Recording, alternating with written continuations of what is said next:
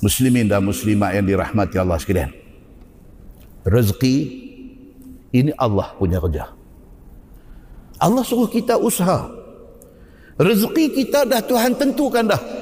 Allah Subhanahu wa taala dah adakan rezeki untuk kita. Allah suruh kita buat kerja. Jangan putus asa. Pergi buat. Kita tak tahu rezeki kita. Allah dah simpan rezeki untuk kita. Allah nak suruh kita buat kerja sikit aja. Buat kerja, dia bagi.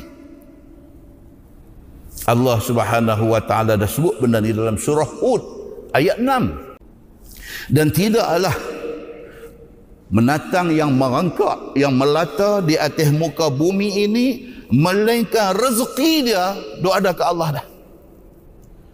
Semua, bukan kata kita manusia sahaja, menatang hak ada ke atas muka bumi ni, lembu, kerbau, kambing ni, Allah dah tentukan rezeki untuk mereka. Dan Allah Subhanahu wa taala dia tahu hang duk tang mana, Allah hantar rezeki pi.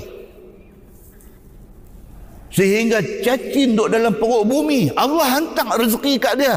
Cacing dapat rezeki untuk meneruskan kehidupan dia. Siapa kata? Allah Subhanahu wa taala kata dalam Quran.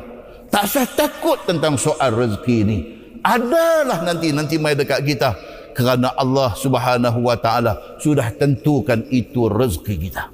Semua tu telah termaktub di dalam Lauh Mahfuz, di dalam kitab Allah Subhanahu wa taala yang nyata.